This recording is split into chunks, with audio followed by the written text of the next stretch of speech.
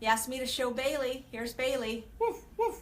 Okay, she's ready to go down. Okay, sweetie. She is getting groomed tomorrow. Hey, it's my third broadcast today, so thanks for being here.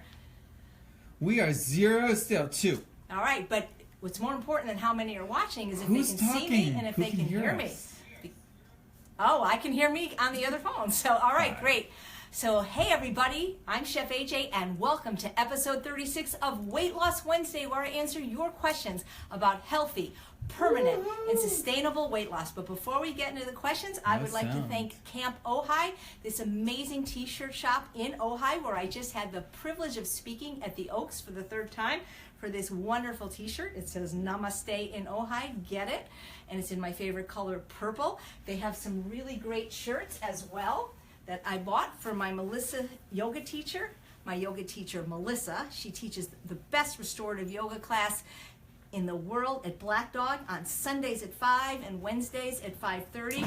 I got her a shirt that says I'm just here for the Shavasana, and then I got myself a shirt that I'm gonna wear in your class that says Namaste Bitches. So there we go, so thanks. And I also want to show off, I just recently got back from Rancho La Puerta and I took some jewelry making classes. Now this one doesn't go with my outfit, but this is pretty nice actually, considering I made this one and I made these 2 bracelets. So why am I showing crafts on Weight Loss Wednesday? Because crafts is a great way to rewire your brain, helps you recover from food addiction. That's a little crafty now. So you're not just a chef, you're an artiste. So before I get to the questions, I want to tell you where I'm going to be. If you live in Spokane, Washington, I'm speaking at the Veg Fest on July 22nd. If you live anywhere on the East Coast near Maryland or DC, I'm going to be at the PCRM event the last 2 days of the month, and we'll get into August later. Before we start the questions, I just want to make a little comment. There's a couple of people that leave some not very nice comments on my page. Now, realize that this is a free broadcast and you don't have to watch me if you don't like me, but I'm going to ask you please to at least respect me, and if you don't have something nice to say, maybe don't say it. I don't come on your Facebook page and talk about you. As a matter of fact, I'm not even on Facebook because that's why you can't friend me. So just today when I was doing my Instant Pot broadcast, someone named Josie Woodcock, I believe, said that I looked malnourished. And a couple weeks ago, somebody named Bev Burgess Hollett said that I look scary. So I want to address both those comments. Now, first about being malnourished, Josie, I'm wondering if you saw episode 35 from last week. If not, I encourage you to look it up on YouTube, because I actually show you the food that I eat for the day. I don't see how anybody can eat that much food, 10 pounds of food, the quality of nutrients that I'm eating, and be malnourished. Plus, I just had a complete physical, and my doctor, who's been practicing internal medicine for 40 years, said that I am the healthiest near 60-year-old he's ever seen. So I can assure you that I'm not deficient in any nutrients and I'm not malnourished. Now, maybe you think I look too thin, and that's what you mean, so be specific, because Bev said I look scary. Now, since it's not Halloween and I'm not wearing a mask, the only thing I can think of is that, again, you're implying because I'm thin. It's really interesting that people, they lobby and they make a big deal about fat shaming. But what about thin shaming? I mean, when is it okay to make fun of anybody's appearance or be hurtful? I mean, what if I had cancer, God forbid?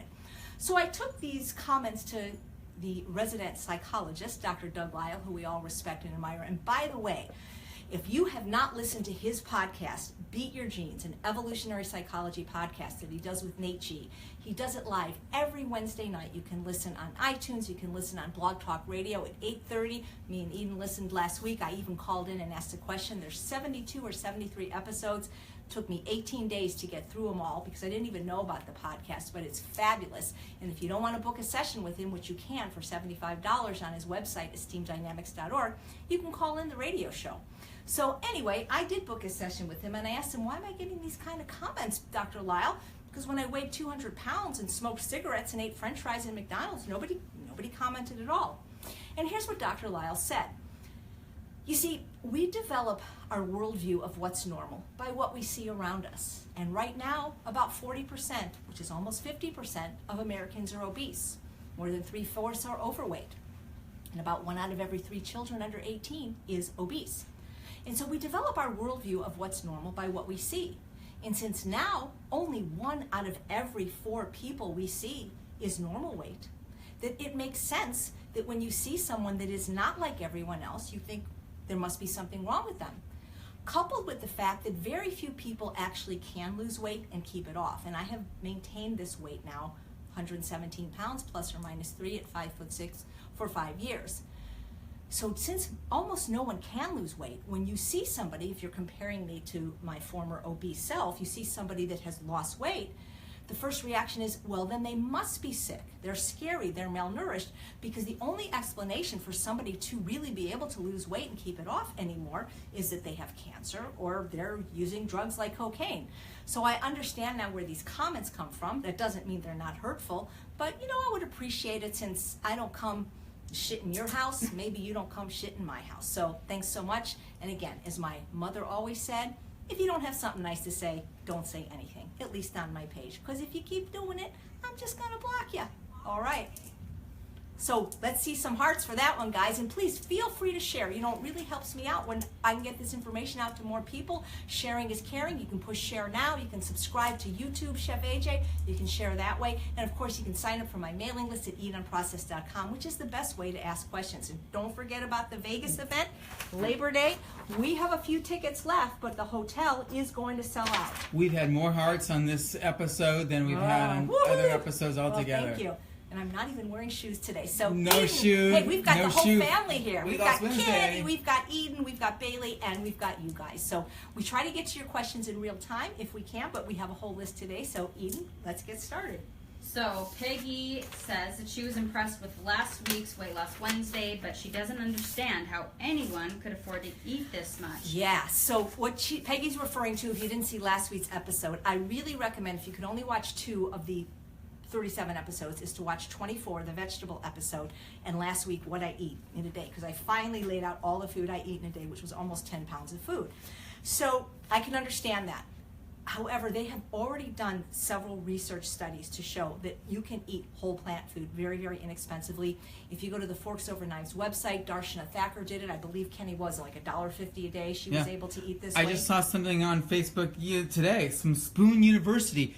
$15 a day at Trader Joe's. You can eat for a week. Well, let me tell you. $15 a week, I should say. Okay, good. 15 a day. Okay, so what I can tell you is I've actually done an experiment, and I have eaten, when I say this weight, UWL, Ultimate Weight Loss, for $250 a day, which is about $18 a week, I think. Yeah. So, again, I have not been everywhere in the world, so if you live in the Middle East or Europe or Asia, I can't necessarily address to you, but I know that at least in the United States, you can definitely eat whole food plant-based without sugar, oil, salt, and flour, and even Ultimate Weight Loss for probably $3 a day or less. So and get all the nutrients you need. Oh, absolutely, absolutely. And And not be malnourished like Josie says I am, apparently. But anyway, eat a potato. Here's the thing.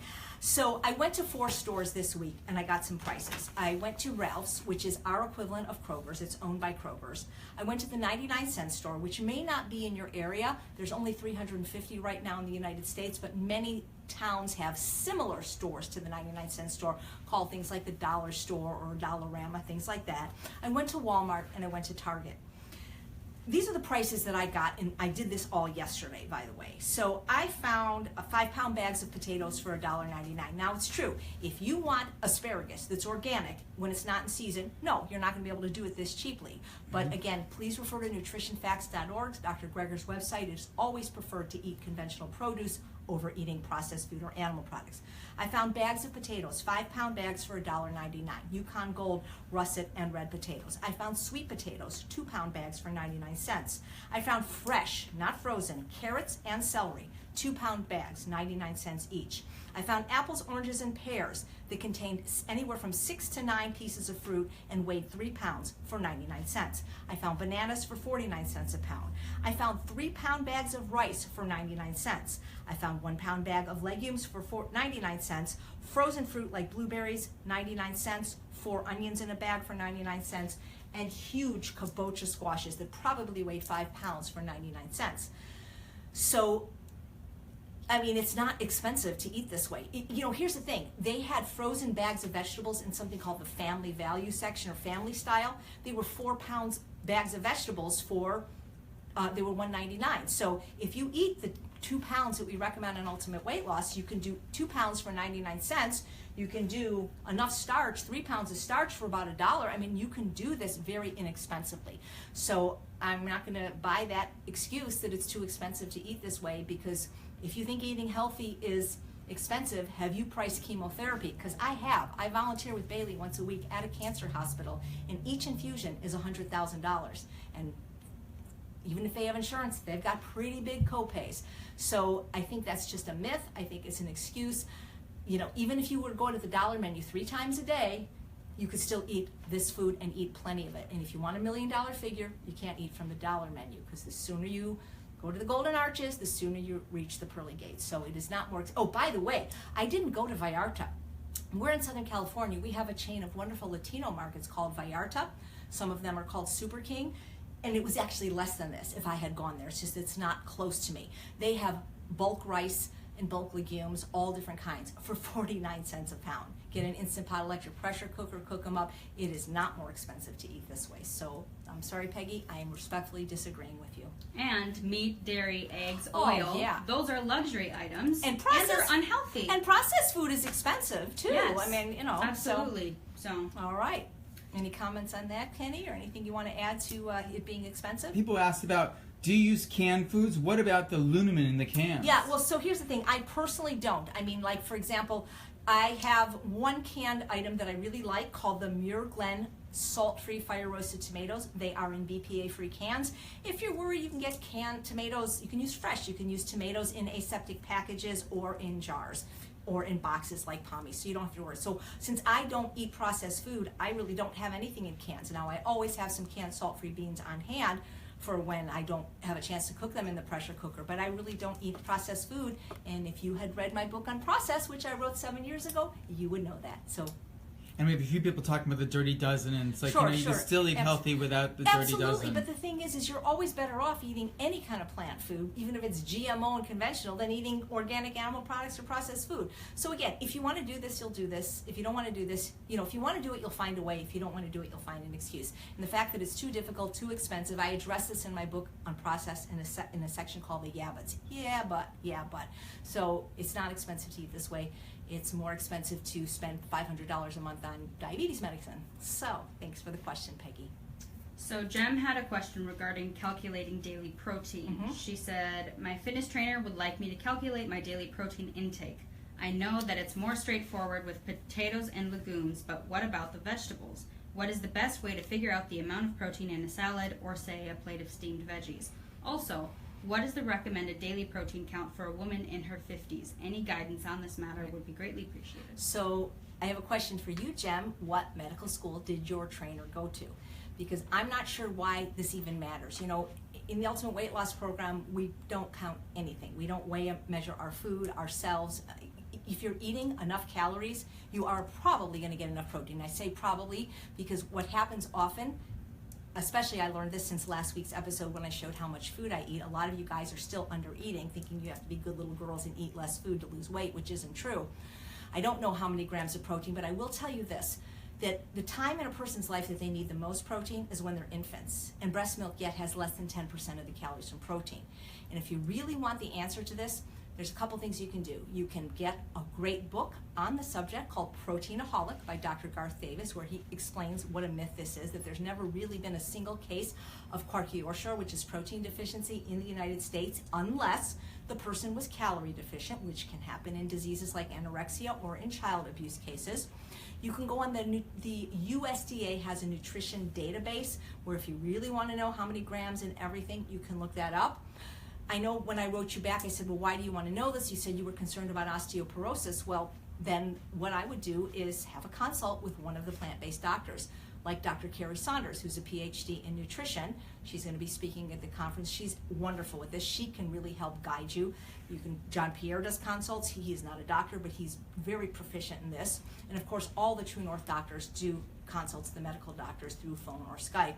There's a wonderful book, if you're worried about your bone density, by Amy Joy Lanoux called Building Bone Vitality that I would recommend you read. But, you know, I don't want to say I don't like, I just, that's not the way I operate with having to count and measure. You know, if you're really worried about protein, you know, you can eat more beans, you can eat more, you know, legumes, more quinoa. But think about it, you know, all the largest mammals that have ever walked the face of the earth, the elephant, the rhinoceros, the giraffe, I mean, they're just eating plants and they're getting enough protein. There's plenty of protein in plants. as my t-shirt that I'm not wearing today that Aaron gave me, keep calm, plants have protein. So most people don't really have to worry about getting enough protein, but about getting too much. And again, I refer you to Dr. Davis's book, and please have a consult with a plant-based doctor, because your gym trainer didn't go to medical school or have a PhD in nutrition like the people I'm recommending you, and I think that's who you want to take nutrition advice from. So a question from Meredith comes in and says, did you have to work up to eating more volume? Did I? That, it's almost like, even though I consider myself nouveau thin, Meredith, because I've only been thin for 5 years, I think I did. I'm trying to remember. I think the problem is when I was overweight or obese, it wasn't so much that I was eating large volumes of food, but I was eating the wrong food. So now that said, I could easily eat a pound of nuts in a sitting, and I have eaten a pound of macadamia nuts, which is 3,200 calories, or a pound of pistachio nuts, and so that's huge amount of calories and fat, but it's not that much food. It's 4 cups of food, but I was eating such high fat, high calorie food. So I think I did have to work up to it, because that's what I learned at True North. Is I saw how all the thin people ate, and they ate huge volumes of calorie dilute food. So I wish my husband Charles was watching and he could comment, but I guess maybe I did have to work up to it. Also, what we have to realize is when you're overweight or obese, you have fat on your body. So you can live on your strategic fat reserves for months. And the reason we know this is because there are slender people that go to True North to fast on water only for diseases not having to do with overweight or obesity. And if very slender people can fast for 40 days, people that have a lot of fat on their body can go a much longer time. And so even though people say, oh, I'm eating this and I'm getting full, well, you don't have to overeat, because your body's going to eat its own fat. And that's why sometimes people's cholesterol actually goes up while they're losing weight. So I guess I did have to learn to eat more food, because if you're eating to the left of the red line, you have to eat more food. You can't weigh and measure your food to this 17 ounces arbitrary a day they do. You're starved. So yeah, when it happened, I don't know. But I went to True North. I saw how they ate. I ate like them. Huge amount of salads, followed by huge amounts of potatoes, rice, and beans, but always starting with the most calorically dilute foods first. But it's really fun, actually. I much prefer eating low-calorie food and larger amounts than I did eating high-calorie foods and small amounts that were addictive and kept me stuck in the pleasure trap, which we have a question about later. All right. Anything else? Yes. Oh, thank you. We have 2 similar questions about when to eat, Okay. from Chris and Riley. So Chris said, I teach during the year, so I have enjoyed being on a flexible schedule and can eat when I want. The problem is during the school year, I have to schedule my lunch, and I leave before 7 a.m. and am not hungry. I teach elementary art, so I don't have a snack time with the kids. I have a few ideas like keeping raw veggies on my desk to snack on until lunch, but wondering if you had any other ideas for getting veggies for breakfast when you can't sit down to a meal and don't have much time. I do have ideas. So if this is the Chris I know, I don't believe she's overweight. So in that case, you don't necessarily have to eat your veggies first. This is something we do in the Ultimate Weight Loss Program because we know that eating vegetables, particularly greens, turns off the hunger light, it turns off the hunger switch, and it fights the cravings for the foods that you are trying not to eat, that you're addicted to, like the sugars and the flours. And also they're calorically dilute, so we're sequencing our meals, which you don't necessarily have to do if you've achieved your weight loss goals. But if you still want to eat vegetables, and a way to do that is to make a soup. So you make a blended soup, and I mean not like a split pea soup, but you make an all veggie soup, which you can make in your Instant Pot, you can make in your Vitamix, and you can put in a thermos. We have those thermoses now that stay warm for 24 hours, and you can blend them either to a puree or with some chunks in them, and that is something you can probably be sipping on during the day, even if you are teaching. That's my guess is I mean, most jobs, even if you're, quote, not allowed to eat, I think most people allow beverages, and so you can be sipping on that. You could even be doing green smoothies, and by green smoothies, I mean green smoothies, like the kind they do at True North with cucumber and zucchini and spinach and celery, maybe a little bit of lime. So that's a great way to get veggies in if you can't actually sit there and eat them. So that's what I would say. Did you want to ask that question to Charles? He's online now. Oh, well, I don't know if Charles is listening. I mean, Yes. Charles, we had a question is did I had to learn to work up to eat these large volumes of food? And it's been so long, it's been almost 6 years eating this way, I don't remember. So if Charles is on, he can maybe answer that. Thanks. Yep. And I know we had another question about work, a different schedule. So Chris, I hope that was helpful. If not, ask again, because I believe you're in UWL, so you can ask all day long on the board. So Riley said, big fan, I'll get right to the question. I will be in grad school next year and will be in a class from 4 to 7:15 in the evening every night. I can't eat dinner in the class as it will require hands-on activities. Suggestions for managing this and eating so late? I usually like to go to bed no later than 10 p.m. and wake up at 7:30. Do I go to bed later, eat bigger meals earlier in the day, so I just have a small dinner? Eat early. Yeah, so there's different options. So what I would recommend is, well, first of all, I understand that you have like over a 3-hour class, or it's 3 hours and 15 minutes. So do you not get a break? Because my understanding is you somehow might get a break, that you can use that break to eat. But what I would do, because I'm with you, I don't like eating late and then laying down. It's not good for your digestion, it's not good for your sleep, and it's deplorable for weight loss. What I would do is like what I've said in other episodes, breakfast like a king, lunch like a prince, dinner like a pauper. So you get to school at whatever time, 4, maybe bring the food with you and maybe eat it like at 3:45 and have that be your last eating. You can certainly make it from 4 o'clock till you go to bed at 10. People can go 6 hours. If you can go 40 days without food, you can go 6 hours and then go to bed, and then hopefully you'll wake up hungrier and then eat a bigger breakfast. That's what I would do if it was me.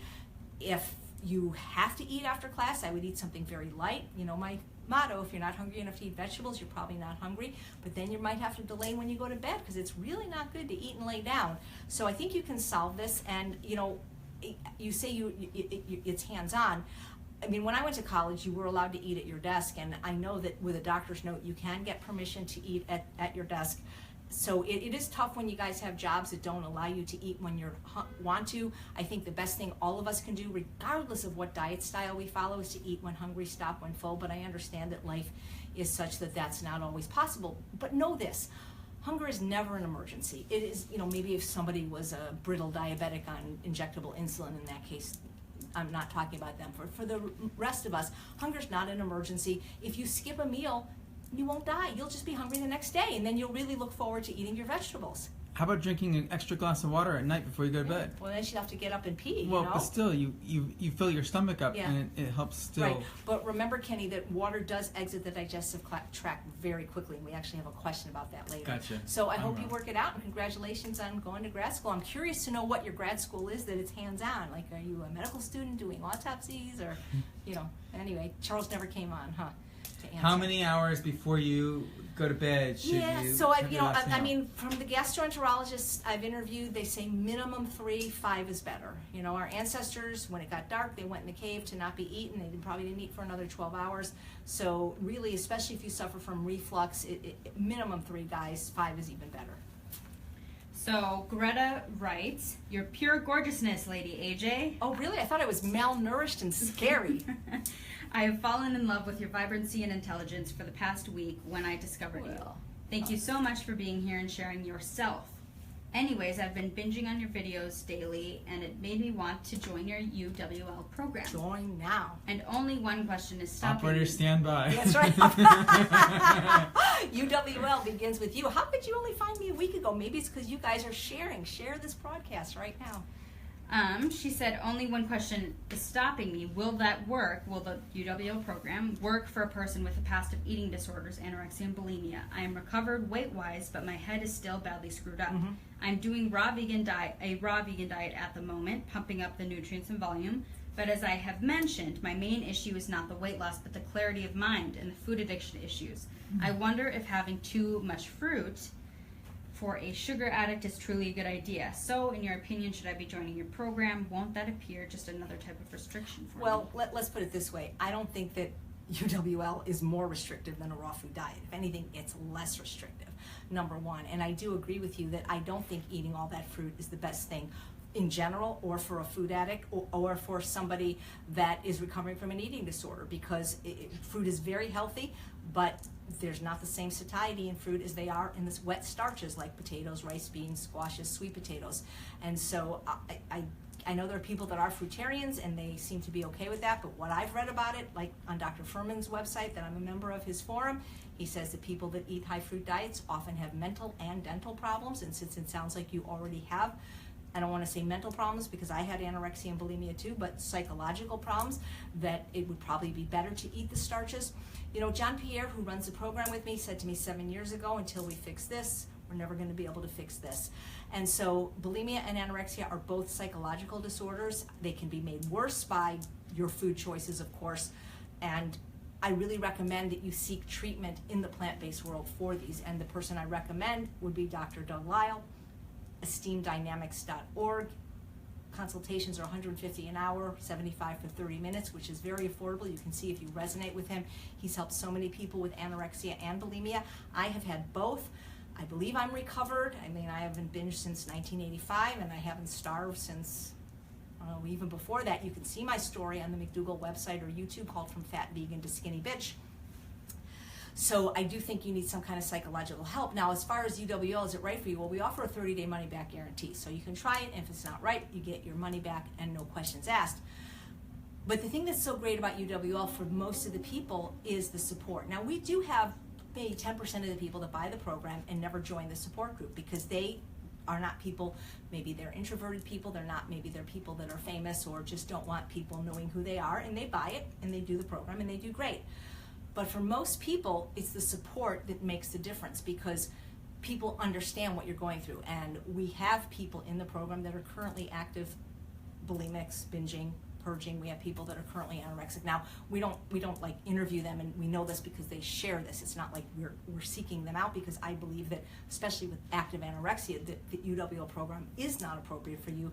But when somebody joins, I don't feel like I can kick them out as long as they're, you know, being appropriate and they're getting help. And the people, at least some of the people that are anorexic in the group now are regular clients of Dr. Lyle, which is great. So he can help you with both of those and explain why you have them and what to do about them. Not an expert at all in anorexia, had that very young, from age 14 to 19. Actually never discussed that with Dr. Lyle. I know that often has its roots in perfectionism.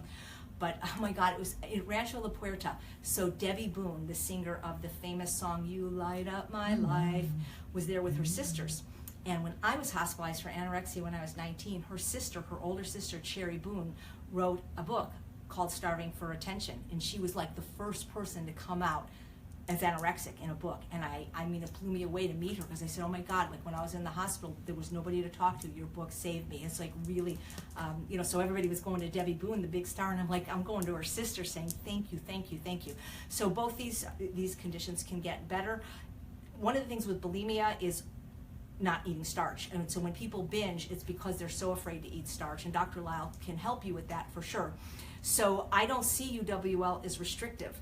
I see it as eliminative. And what I mean is, if you saw my episode last week, I eat 10 pounds of food a day. There's 18,000 different kinds of legumes. Where am I restricting? I'm eliminating, and what I'm eliminating are foods that are going to make you fat and sick. Dead, decaying animal flesh, especially dairy, processed oils, sugars, flours, alcohol. These aren't foods, these are drugs, these are toxins. So where am I restricting? I'm not restricting anything, but I am eliminating foods that make you fat and sick. So I don't see it as restrictive, but I can see how some people might think of it that way. Dr. Alan Goldhammer has been eating this way for 40 years, never been overweight, has no mental problems that I know of. So this is the way that humans ate throughout most of human history, how people eat in parts of the world today that are not fat and sick. So the only reason people think it's restrictive is because they're addicts, and it's restricting the drugs that they want to have. So I would encourage you to join. As I said, you can always get your money back in the first 30 days, but you will find that we have people in there that are medical doctors, that are food coaches, that are thin, that are just there because they eat this way, and there's nobody else that they can talk to about the way they eat. We have a lot of people online here that have been in the UWL community for a long time. Nice. And there's a bunch of people that are just getting started. Someone's like, I'm a knucklehead, just found out. Knucklehead, but that's cute. There's a lot of questions people ask about coconut aminos and stuff like that. But wait, is there a way they can look at these previous broadcasts? Well, sure. I mean, first of all, if you go to my website, which is eatunprocessed.com, there's a UWL page with 4 free videos that basically explain what the program is. If you go to YouTube, or actually even on this page that you're watching me from right now, if you go under video, we have 36 archived broadcasts of Weight Loss Wednesday, and they're also on my Chef AJ YouTube page. So yes, you absolutely can. There's a lot to learn. Yes, you absolutely can. So that's the people who quote, someone said, knucklehead, they can learn a lot more. That's a funny name, because that was the name of the dummy of Jerry Mahone. Remember, you guys are too young to remember Jerry Mahone, the dummy, the ventriloquist. Okay, never mind. I'm No, dating I know what you myself mean. here. I'm dating myself. But seriously, come to the Ultimate Weight Loss Live conference because that's where you're going to get all Las the information. Vegas, Las Nevada, Vegas, baby. September 1, 2, 3. 1, 2, 3. It's not like this is going to repeat, so I encourage you guys to come. We'll give you $100 off if you like. Diane just joined. Join what? Waste Facebook or No, UWL. Oh, nice. Okay. So Kelly wants to know what's the difference between drinking water with your meal and eating a quote-unquote regular vegetable or bean type soup. It seems to be accepted that people should not drink beverages other than sipping with their meals or directly after them. Here's what I don't get. What is the actual difference between eating a bowl of vegetable soup with, say, potatoes, carrots, broccoli, mushrooms, and onions, and eating a plate of potatoes, carrots, broccoli, mushrooms, and onions with or followed by a glass of water? Ditto drinking a beverage with air-fried, oil-free French fries, which cooks about half of the water out of the potatoes. I think more actually. But anyway, that's a great question. And so the difference is, like I mentioned to Kenny earlier when he suggested that the person that has to go to school at night drink water. So water has no calories, and it leaves the digestive tract very quickly. So even though you could drink a glass of water and feel very full, it's going to exit the digestive tract very quickly. But when it's bound to the food, like in the whole food, like the potato, like the vegetable, like the fruit, it's a whole different ballgame. And this goes back to Calorie Density 101 that I talk about all the time regarding the work of Dr. Barbara Rolls, who really pioneered this work of this field of energy density or calorie density. Because we got a lot of people missing out on the content here. They're just leaving messages. What do you mean? It's frozen. It's frozen on my screen too. Are you frozen, Eden? Yeah, people say lost you, frozen. Yeah, Let's see. we're all frozen. How long ago that happened? It's now. Broadcast interrupted. It says lost you, Oh frozen. no! Here, We are coming back. Time out. wait. Maybe it's still. It looks looking okay here. You see you, but there's not going across the screen right now. Here's see, look. Frozen. Why don't you go back? Broadcast interrupted. Lost you. Okay, frozen. let's see if they came back. So we're gonna just wait a second. Unpause the video. So can you guys? Am I unfrozen? Because when I look at it, it looks okay. So the only way we can start. Meredith says comments are working though. Okay, comments are working, but you can't see or hear. Ah, darn. I'll ask right now. Maybe one of you can go in the other room and see if you can. Sorry about this, guys. It's free. It's technology, and it happens. Half of the water out of the potato. I think more actually. Go ahead. Anyway, So that's we're a great okay? question. And so the difference is, like I mentioned to Kenny It's better earlier now. when he Okay, asked. great. So we'll continue. Sorry about the blip. So what I was saying is, in Dr. Rolls' work on calorie density, she discovered that feeling full is not just due to the calories in the food, but to the weight and the volume of the food. And water has no calories, but it has a tremendous amount of weight. But when you're drinking it by itself, it's way different than when it's bound to the food, like in a soup. And so it's just different. I can't explain to you physiologically why it's different, but I can tell you that I'm going to be interviewing Dr. Rolls again, and maybe she can answer the specifics, but I can tell you it's way different. And I was brought up to not eat or drink at the same time. I don't ever remember in my whole life having a meal and eating and drinking. I was told that it's just not good for digestion. It dilutes the digestive enzymes. So if you saw last week's episode, you know I do all my drinking early in the day, and then I'm done because I don't want to have to wake up and pee at night. It sometimes happens as we get older.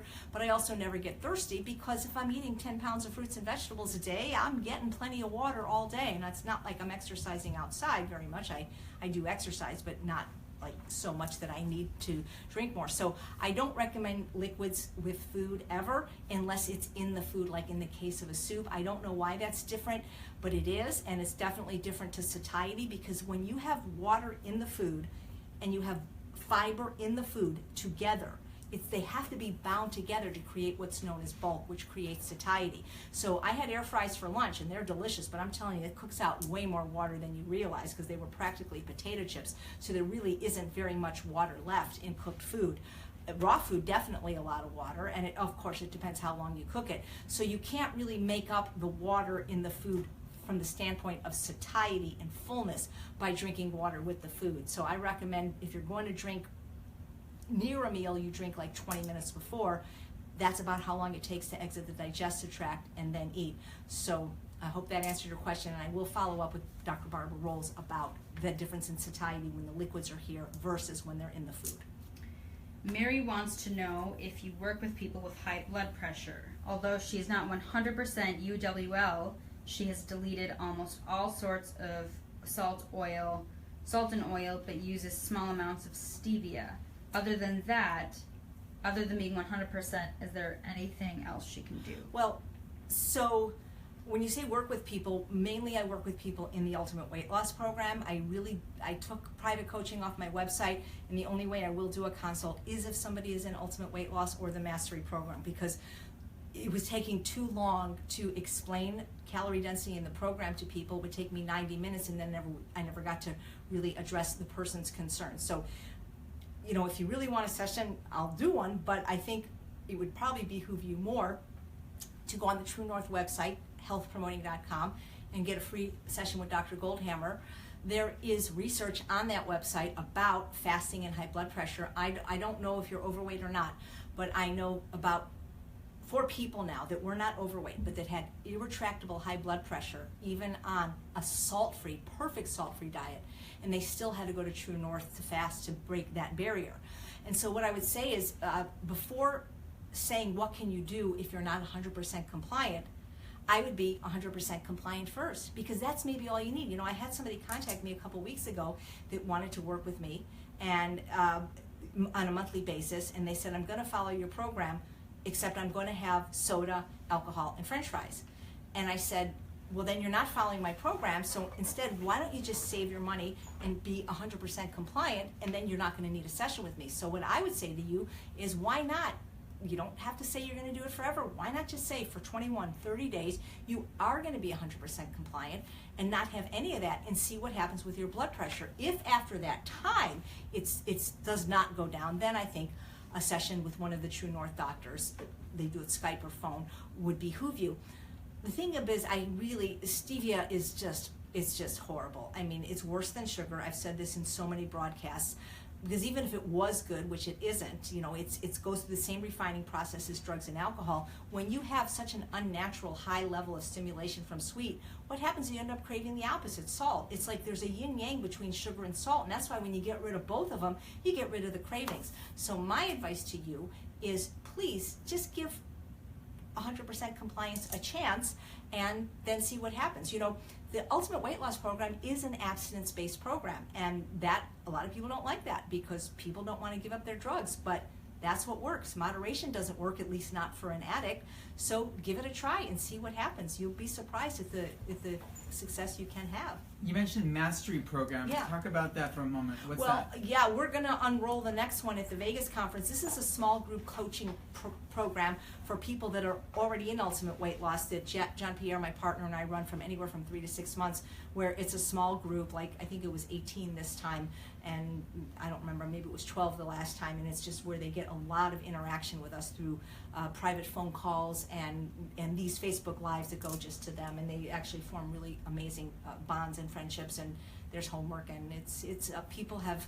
Well, if you come to the live conference, you'll see we 6 people in Mastery that have just done phenomenal, like Heather, who's lost 300 pounds, and Shada 100, and BJ 60, and you can ask them questions on how they did it. And I know that one of the things they'll tell you is it was vegetables for breakfast, it was the support, and then being in Mastery really just kicked them into the next level. Sort of like the difference between going to a gym and having a trainer, sort of. So, last question. Ooh. What is the difference between being a food addict and just being stuck in the pleasure trap? And if nobody knows what the pleasure trap is, that's the book by Dr. Doug Lisle and Dr. Alan Goldhammer. Check it out. I meant to get it to show it to you, because if you have any struggles with your weight or addiction, bless you, Kenny, you need to read The Pleasure Trap. I meant to hold it up.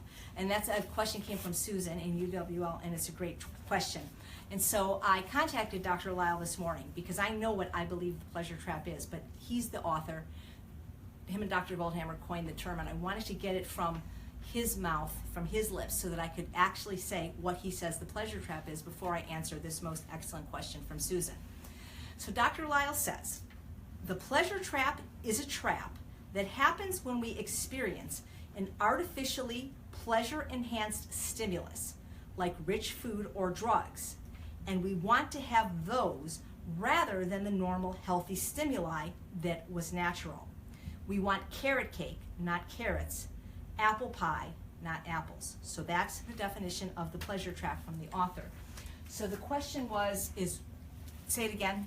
Is there a difference, or what's the difference? Yes, what's the difference? How do you know Right. the difference between food addiction and the pleasure Right. trap? Okay, so here's the thing. You know how all puppies are dogs, but not all dogs are puppies? Well, everyone that suffers from a food addiction, unless they're practicing the abstinence we recommend in UWL, is stuck in the pleasure trap. But not everybody in the pleasure trap is a food addict. For example, my husband Charles, who's never been overweight and has never suffered from any form of addiction, when we went on a cruise for our honeymoon and there was all this rich food and a vegan buffet of desserts, he would eat them. And he might even overeat them a little bit, but he wouldn't come home with any weight gain, and he wouldn't come home wanting more of them or even thinking about them again. So he was a victim to the pleasure trap because of the environment he was in, but he's not a food addict. Now, if you're a food addict, you are a victim of the pleasure trap. So I'm hoping that makes sense. Now, a bigger question, which we get a lot and I've addressed in some of the other episodes, is how do you know if you're a food addict? Well, it's a largely self-diagnosed disease, and I had meant to print out you got to remind me, Eden, I meant to print out the page of my book. It's one of the first pages of the book where I have this 10-question test that I devised. How do you know if you're a food addict? And I promised to bring it back next week. I can't believe I did that. My book is finally ready. Thanks for your support. We're hoping to call the book Eat Up, Slim Down, but the attorney's out of town till the 19th. We have to see if we can use it because it's an out-of-print cookbook from a long time ago. We do own that website, though, so hopefully that's the title. So the thing is it's not like diabetic, because diabetes is diagnosed by a certain A1C number, and if you have that number, you're diabetic, and if you don't, maybe you're pre-diabetic or you're non-diabetic. Food addiction exists on a continuum where some people are more vulnerable to its effects and some people are less so.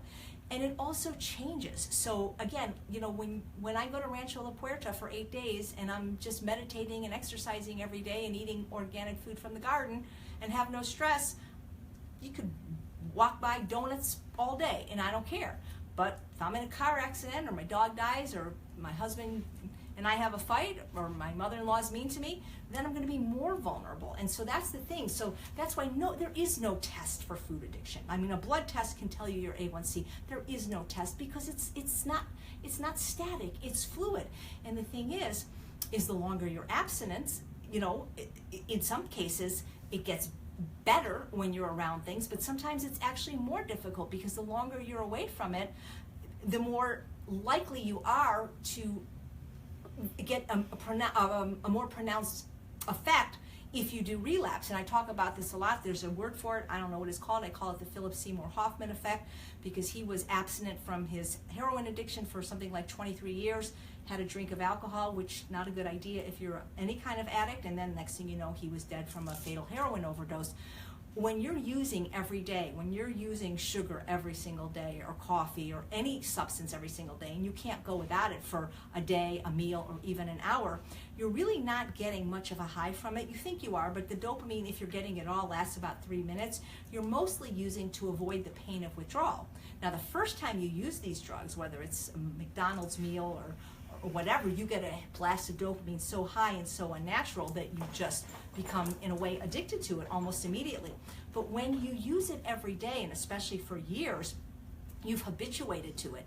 And so you really don't get as much pleasure as you're thinking. And then when you've been abstinent for a while, and then you go back to it, then all of a sudden it starts up again. And that's why it's so dangerous. One of the worst times for an alcoholic is when they get out of rehab and they've been sober for a while.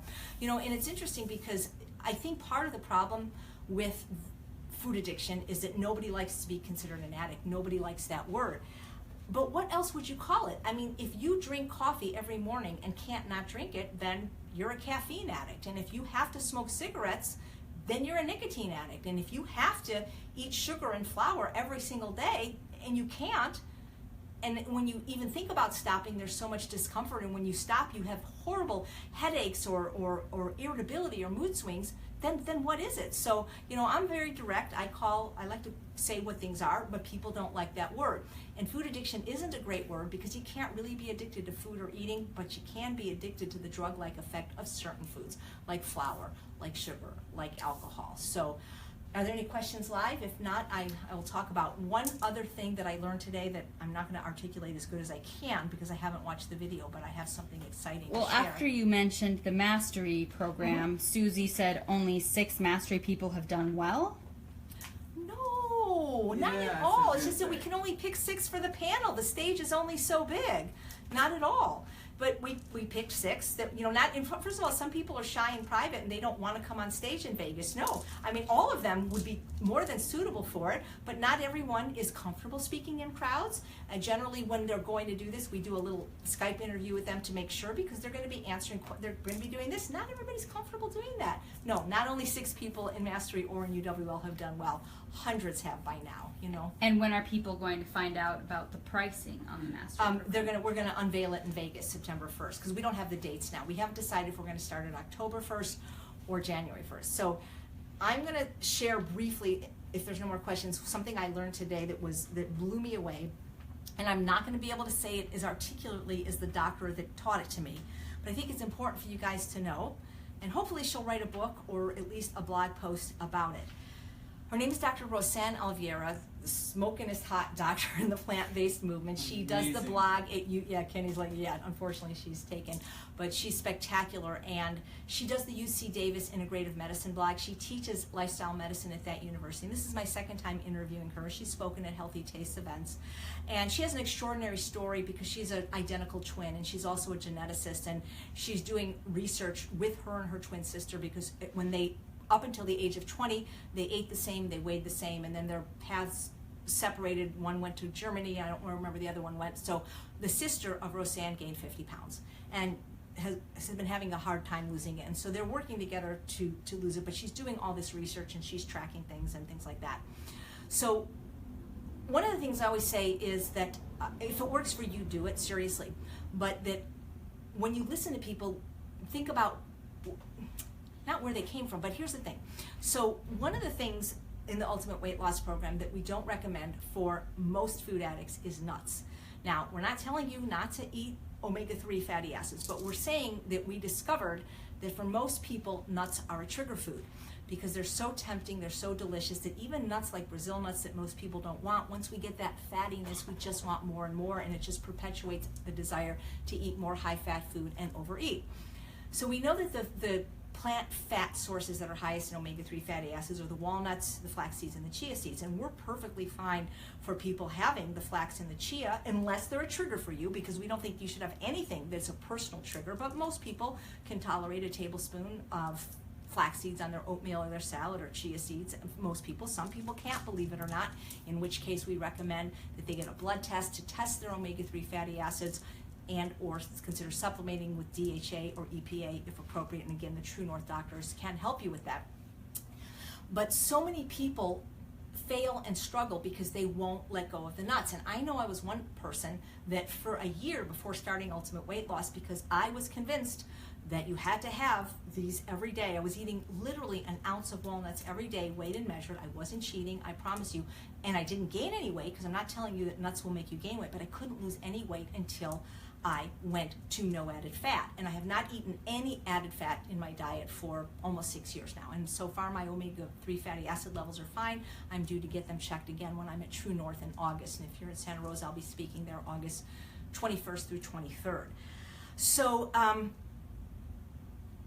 eat a lot of greens, and I eat a lot of dark green leafies and broccoli and things like that, and purslane, so we've talked about that before.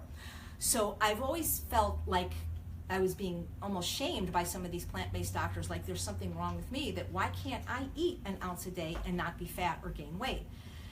And Dr. Oliveira explained this to me, and I'm not going to be able to tell you the physiological phenomenon because I'm not a doctor, and I only remember the broad outcome of what she said. But she said that these wonderful people that are telling us we have to eat an ounce of nuts a day, she says, first of all, they're men.